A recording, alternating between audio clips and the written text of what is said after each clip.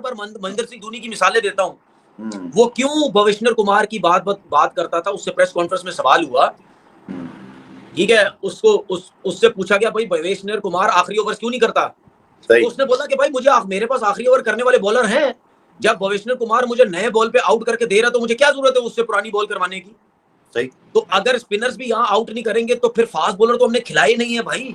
हमारे पास तो total 2 fast bowler है, जिसमें एक 40+ वाला था, जो कि वो भी दूसरे स्पेल में 130 पे आ गया है।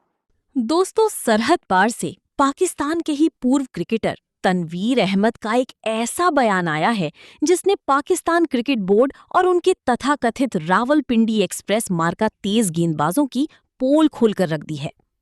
तनवीर अहमद ने अपने लाइव शो में आकर कहा, मैं हमेशा MS धोनी की मिसाल देता हूं कि अनुशासन और फिटनेस क्या होती है, लेकिन हमारे यहाँ का हाल देखिए। हमारे पाकिस्तानी तेज गेंदबाज सोशल मीडिया पर 150 kmph का ढिंडोरा पीटते हैं और मैदान पर उतरते ही 2 ओवर के बाद उनकी रफ्तार 150 से घटकर 130 kmph पर आ जाती है। सोचिए दोस्तों, जिस देश में हर दूसरे दिन टीवी पर बैठकर ये दावा किया जाता था कि हमारी बॉलिंग फैक्ट्री दुनिया में नंबर 1 है, आज उसी देश के पूर्व खिलाड़ी MS धोनी की फिटनेस और प्रोफेशनल एटीट्यूड की मिसालें दे रहे हैं। MS धोनी की मिसाल क्यों दी तनवीर अहमद ने? MS धोनी सिर्फ एक नाम नहीं, बल्कि क्रिकेट के इतिहास में फिटनेस, माइंडसेट और वर्क एथिक की सबसे बड़ी मिसाल हैं। अतुलनीय फिटनेस। धोनी ने करीब 15-20 साल अंतर्राष्ट्रीय क्रिकेट खेला, विकेटों के पीछे दिन रात कीपिंग की, लेकिन कभी फिटनेस या वर्कलोड का बहाना बनाकर अहम मुकाबलों से ब्रेक नहीं लिया। अनुशासन। धोनी ने कभी भी सोशल मीडिया पर अपनी डाइट, जिम या 6 पैक एब्स की रीलें नहीं पोस्ट की, बल्कि मैदान पर अपना 100% प्रदर्शन दिया। तनवीर अहमद का कहना बिल्कुल सही है। धोनी ने कभी किसी को बहाना बनाना नहीं सिखाया, उन्होंने सिर्फ नतीजे देना सिखाया। 2 ओवर की 150 kmph गेंदबाज का सच। दूसरी तरफ पाकिस्तान की पेस अटैक का क्या हाल है? पहले ओवर में टीवी स्क्रीन पर स्पीडोमीटर दिखाएगा 148 या 150 kmph। तीसरे ओवर में रफ्तार गिरकर आ जाएगी 130 से 132 kmph।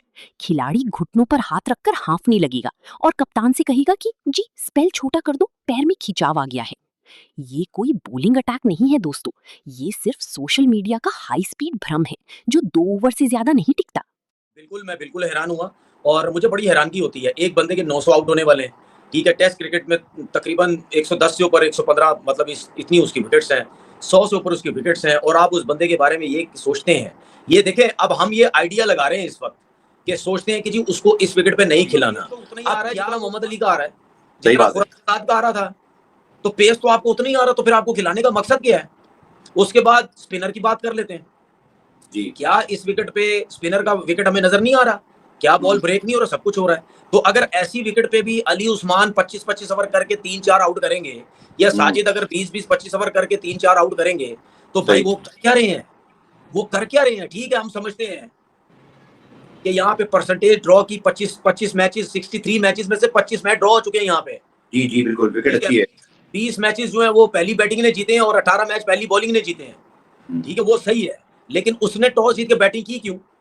रस्टन चेज ने टॉस जीत के इस वजह से बैटिंग की, उसको पता है ये बैटिंग पैराडाइज है, यहाँ पे जितना ज्यादा खेलते चले जाएंगे, फ्लैट पिच है, बॉल ब्रेक होगा यहाँ पे, बिल्कुल ठीक है, मार्क्स बनते जाएंगे, पुरानी विकेट होती जाएगी, बॉल ब्रेक होने लग जाएगा।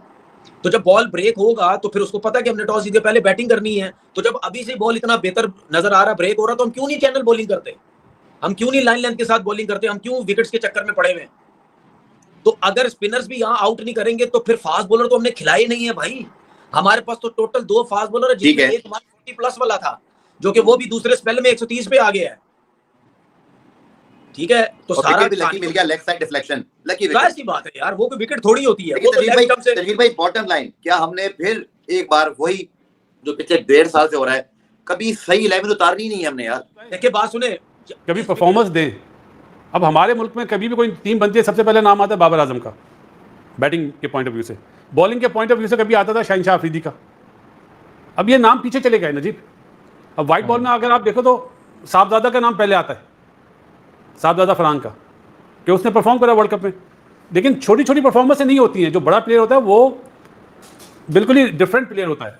जब खेलता है तो सारे पता चलता है हाँ यार कोई खेल रहा है, वो हम लैक कर रहे हैं। अनफॉर्चुनेटली हमारे पास चाहे सलमान अली आगा हो, रिजवान हो, सऊद हो, शान मसूद अनफॉर्चुनेटली अनफिट हो गया, बाबर हो, अब वो बात नहीं है। अभी हम पिच पे घास देख के तो डर जाते हैं कि हम हमारे जैसे बंदे को बोलना पड़ता है गुड टॉस टू लूज।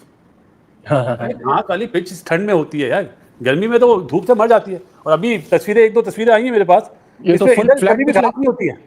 घास तो छोड़े, मुझे तो फ्लैट पिच लग रही है, ये वैसी पिच लग रही है जैसी प्रैक्टिस मैच में थी, खूब रन बनेंगे। वो तो 26 साल बाद आपको हराने का सोच रहे हैं, तो अगर ये ड्रॉ भी हो जाता है तो आपको सीरीज हरा देंगे।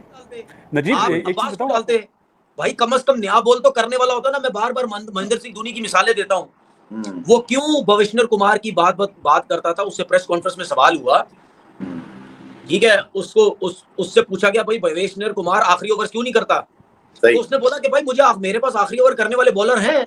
जब भवेश्वर कुमार मुझे नए बॉल पे आउट करके दे रहा तो मुझे क्या जरूरत है उससे पुरानी बॉल करवाने की। सही भाई, जब अब्बास आपको नया बॉल से बॉलिंग करके दे सकता है तो फिर आपने उसको क्यों नहीं खिलाया।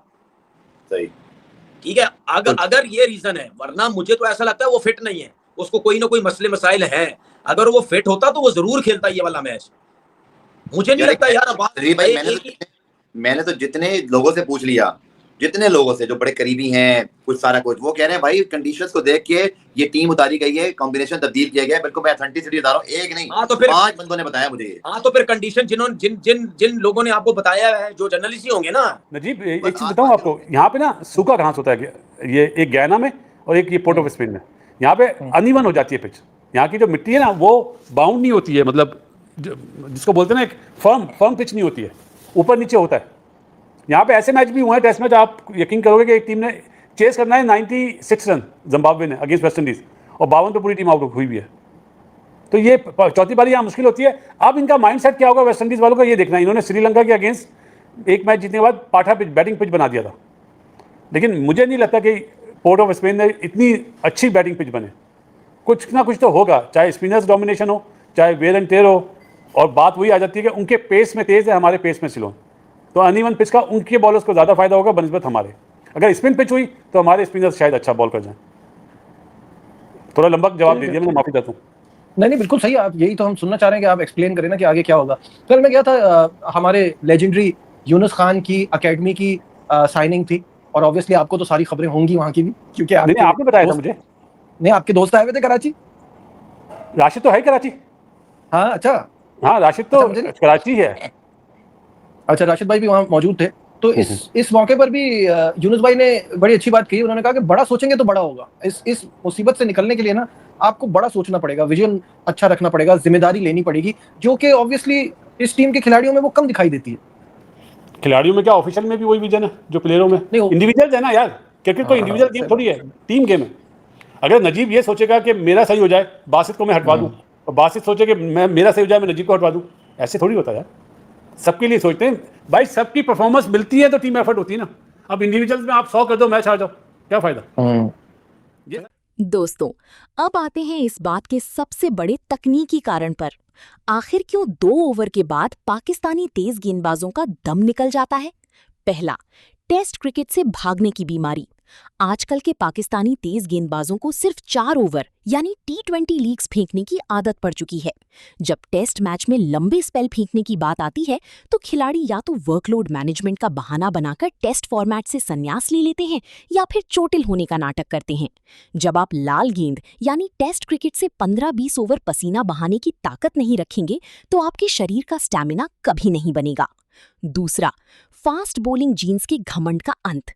पाकिस्तान में दशकों से ये भ्रम पाला गया था कि उनके पास नेचुरल पेस जीन्स हैं और उन्हें ट्रेनिंग या बायोमैकेनिक्स की जरूरत नहीं है।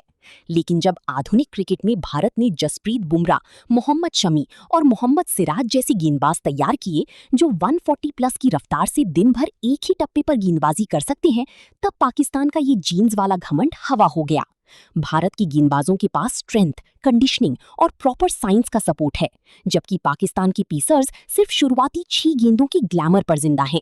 तनवीर अहमद ने बिल्कुल कड़वा और नग्न सच बोला है।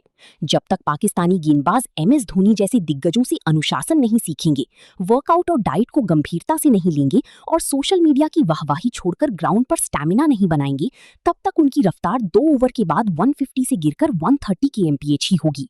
दोस्तों, तनवीर अहमद की इस बयान और एमएस धोनी की फिटनेस की मिसाल पर आपकी क्या राय है? कमेंट बॉक्स में अपनी बेबाक राय जरूर लिखें। वीडियो को लाइक करें, शेयर करें और चैनल को तुरंत सब्सक्राइब करें। जय हिंद, वंदे मातरम।